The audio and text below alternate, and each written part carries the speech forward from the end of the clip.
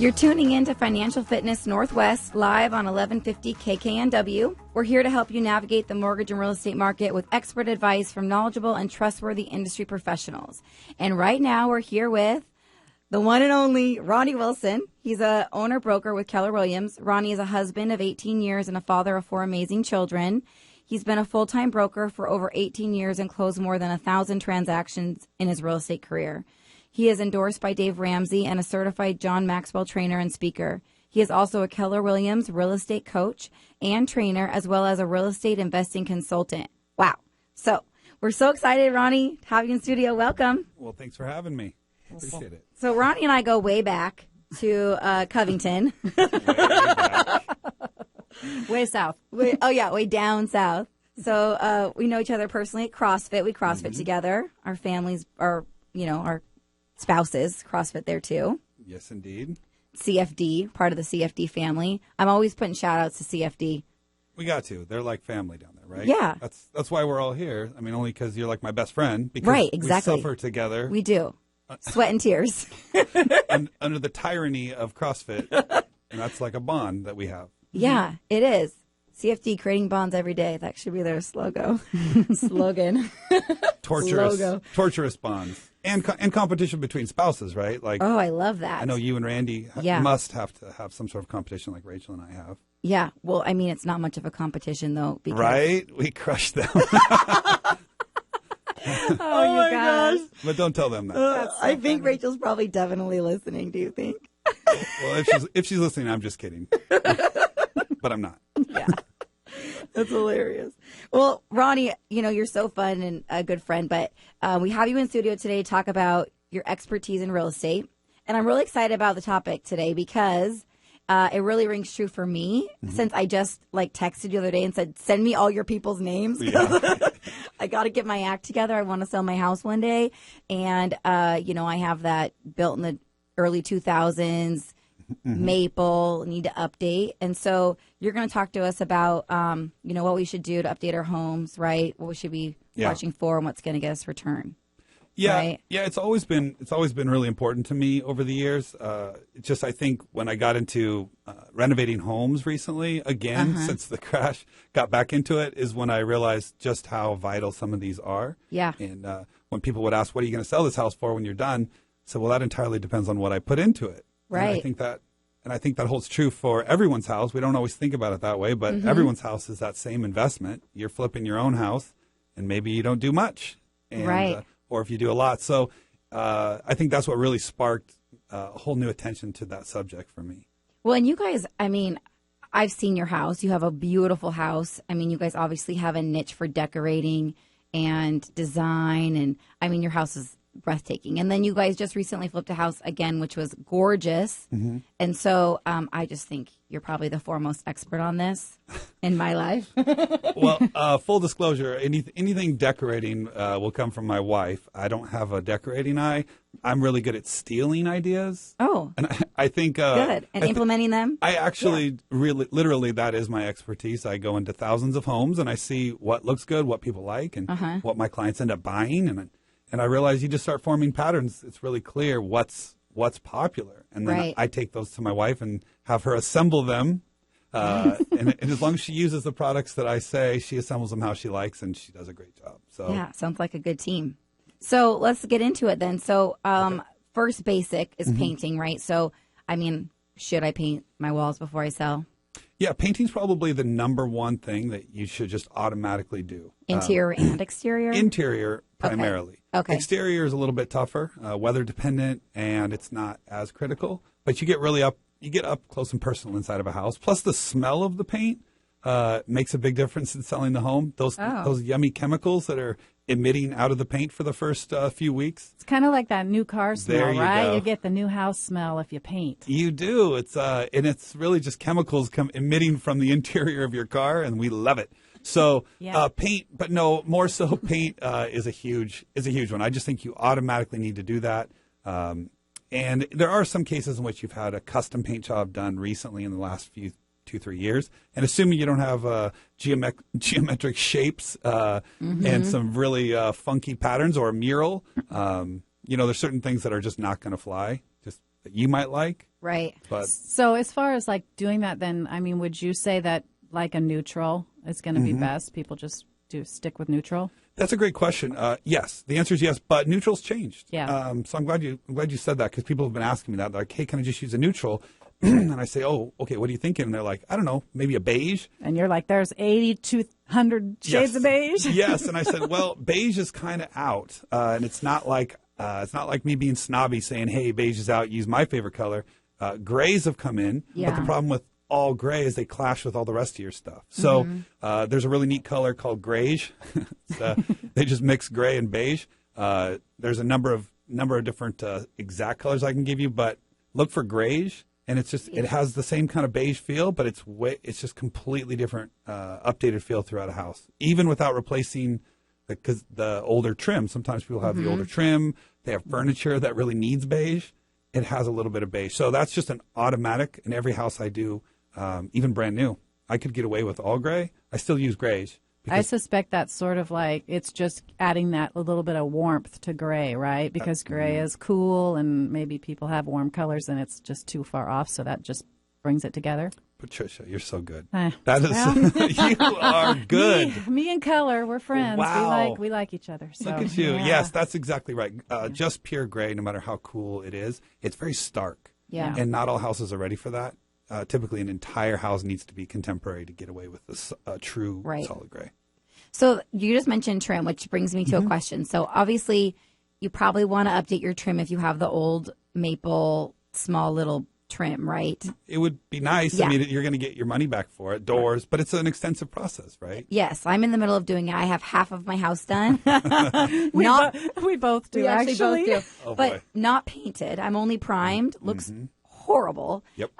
But I'm about to get it painted, and a thought I had, so let me know what you think. You know, everyone has white. But Yes. I kind of feel like, is white, that bright white, really where it's at, or do you want like a little bit warmer white? Because, you know, a creamier white rather than such a stark look, because what do you think about that? You get a couple guarantees that you can go with. You can always do an antique white, which is what you're talking about. There's a few different kinds of antique whites per company. You'll always get away with an antique white, and you always will get away with bright white. Okay. And if for the sake of selling, I would just probably tell people to use bright white. Okay. But for the purposes of having a plan for your house, you can use antique white. And then as a matter of fact, now you can even use some grays if you're bold enough. I was going to do gray doors. I was thinking about it. But yeah, so you can do just gray doors and you can do white trim. It looks amazing. You can even do gray trim and gray doors. But now you're sticking your neck out. Yeah. So that has to be the right. You really need to be a designer or have one to go that far out. So call Rachel before I paint it. Call a professional. Otherwise, use white or antique white. Okay, got it. So we talked about doors and gray, and you know, I don't know. For my house, I was just going to ask you back. I'm still stuck on paint. I have my house is neutral, but it's like all these kind of darker neutral colors.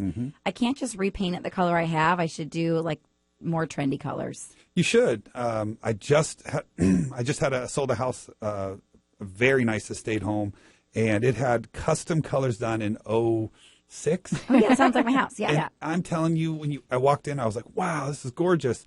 And then I started realizing, oh man, has it really been 10 years? That was my second thought. Like, wow, they don't do this anymore. Yeah. And I think that's really what you got to get to. It's not that the colors you like are wrong. It's just maybe you still like what you fell in love with 8 years ago in that Street of Dreams home. It's stuck in your head, and someday I'm going to get that. And I think that's what a lot of people do that come to me. They have a vision in their head when they walk through a Street of Dreams or their friend's mansion and said, that's what I want someday.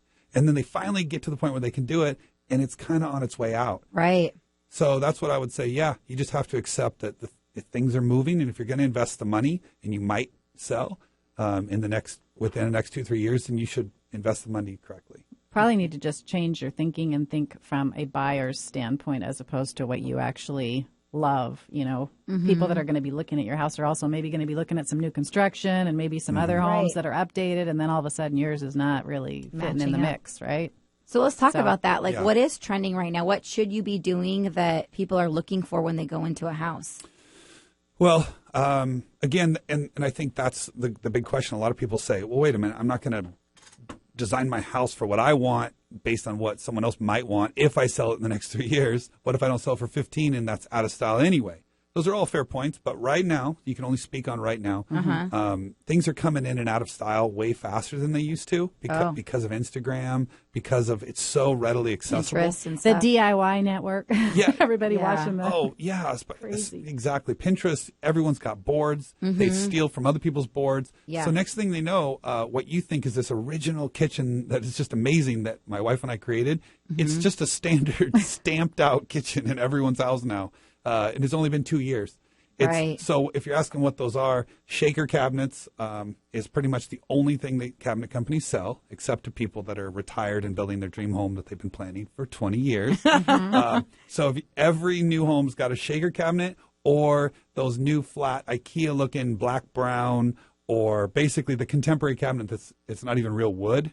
Main View sells a ton of them. That real contemporary Exactly. look, right? Yeah. So you're either going contemporary or you're going a shaker that's painted, not stained, or a dark stain. But yeah, so it's just you're going to have a contemporary, you're going to have a shaker. It's going to be white, it's going to be gray, it's going to be dark gray, or it's now two-tone. Your island's going to be one color, and and your back cupboards are going to be a different. And that's pretty much what you're seeing. And then, of course, the backsplash, all tile now is subway. And it's either literally the white subway tile, which is 19 cents a tile, or the exact same thing that's marble, Carrera marbles, is 10 times as much. And it's the exact same pattern. Looks the same when it's done, and pretty much. It looks really similar, but if you really have your heart set on Carrera, which my wife did, then just suck it up and make it happen. But yeah, a lot of everything's subway, bathrooms, kitchen, everything's white, gray, white, gray, whitish gray. What kind of price point are you kind of talking, are thinking, I guess, when we're having this conversation, just so that people kind of know? That's a great question. This ranges from new construction in Puyallup at the high threes to estates out in Ravensdale, Maple Valley at 1.3. All the way to every new construction in Seattle property. Almost every one of them is a contemporary. They get much more edgy in Seattle proper. They get very modern. It's going to be complete box, complete flat roof with preferably absolute flat roof with a rooftop deck. And then everything inside is going to be those flat panel cabinets. And then subway tile, and maybe a different tile, but it's in the subway pattern. And if you're real fancy, they'll switch up the pattern in the middle and do a herringbone. Yeah, costs a little more for the installation, but that's the way to change it up if you don't want to be like everybody else. So I want to know about floors because, what's everybody thinking, about floors? They think like carpet's like out, right? Or carpet in or some carpet. Well, what is the carpet? Well, if you're super fancy, I have friends that are putting hardwoods in their up and downstairs, but that's super, super rare. No, the main floor now, it used to be, that was the trick. If you did your whole main floor in hardwoods, it just made it feel huge. Now it's just kind of standard. So if you're wondering about your floors, your whole downstairs, at least from the point of entry through your living area and kitchen, should all be one floor. But laminate's coming in really hard. Hardwoods are going out. Really? Yeah, because they're durable, they're cheaper. Yeah. They're getting thicker, so they don't have that clicky sound. Like IKEA came out with this 19 cents a foot stuff like a decade ago, or I guess it's been 15 years. And people put it in real quick and then hated it because you're walking on this clicky. And if you have any dogs, it's so loud. It's horrible. Yeah. And then this most recent stuff I just put in this last flip, gorgeous house we just did. It was 14 millimeters thick. So we're getting almost to hardwood thickness. Granted, it's sawdust. It's compressed sawdust. But it looks good. It looks really nice. But it's amazing they can make it in any shape. And now that it's thicker, so the top is way more durable for dogs, and it doesn't click when it's thicker. So you just got to pay more. So instead of 19 cents a foot, now you're up to maybe $3.50 a foot, which some people would say I can get hardwoods for $4.